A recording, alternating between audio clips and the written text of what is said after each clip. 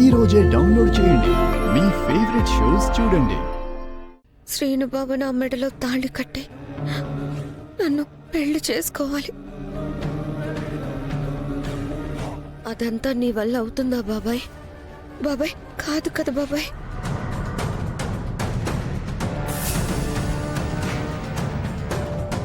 చూసావా, నువ్వు కూడా ఆలోచిస్తున్నావు.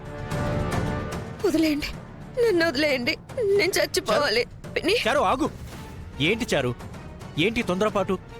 నాకు కొంచెం ఆలోచించుకునే టైం ఇవ్వు. యముడు నన్ను రమ్మని పిలుస్తున్నాడు బాబాయ్. నేను వెళ్ళిపోతాను, నేను వెళ్ళిపోతాను బాబాయ్. నేను వెళ్ళిపోతాను, నేను వెళ్ళిపోతాను బాబాయ్. బాబాయ్ ఆగు. శ్రీను బాబు నా మెడలో తాళి కడితే తప్ప నా బ్రతుకు అర్థం లేదు బాబాయ్. కళ్ళు లేవని ఈ సమాజం క్షమిస్తుందేమో కానీ మౌనం పోగొట్టుకున్న ఆడదాన్ని ఈ సమాజం క్షమించదు బాబాయ్. సూటిపోటి మాటలతో రోజు చంపేస్తూ ఉంటుంది. దానికంటే నేను చావడమే నయం కదా. అందుకే బాబాయ్ నేను చచ్చిపోతానంటున్నాను. అబ్బా చారు, నన్ను వదిలేయండి బాబాయ్, మీకు దండం పెడతాను. చారు, నన్ను వదిలేయండి చారు. బాబాయ్, నేను చచ్చిపోతాను. నన్ను వదిలేయండి. చారు ఆగు. చారు ఆగు.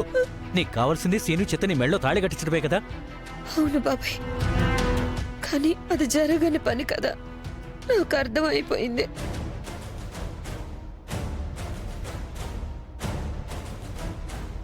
బాబాయ్ నేను చచ్చిపోతాను, నన్ను వదిలేయండి బాబాయ్. ఏంటి నీకు అర్థమయ్యేది? మర్ది గారు ఆలోచించుకుంటున్నారు కదా, నీకు న్యాయం చేస్తారమ్మా. ఇంకా ఆలోచిస్తారే? మా అక్కకి ఒక్కగానొక్క కూతురు, అసలే మొగుడు పోయి విధవరాలయ్యింది.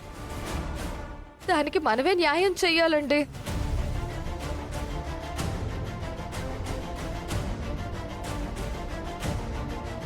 ఇప్పుడు చారు ఏమో సీనుతో పెళ్ళవకపోతే చచ్చిపోతానంటుంది.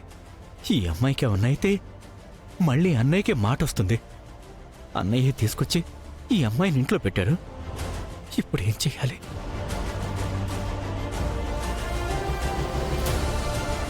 ఇంకా ఆలోచిస్తారేంటండి? సరే, సీను చేత నీ మెళ్ళో నేను తాళి కట్టిస్తాను, సరేనా?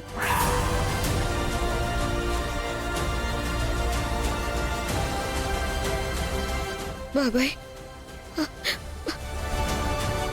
మాట ఇవ్వు బాబాయ్.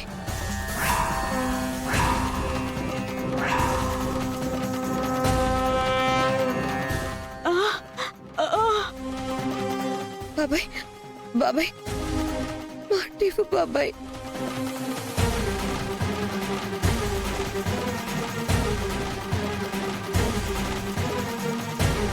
మాట ఇవ్వండి.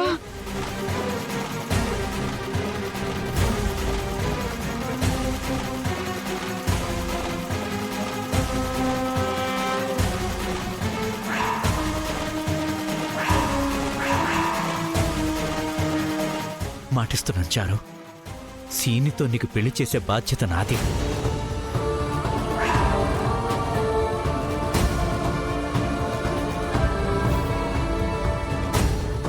మా అన్నయ్యకి ఊళ్ళో చెడ్డ పేరు రాకూడదు, అందుకైనా మీ పెళ్లి నేను చేస్తాను.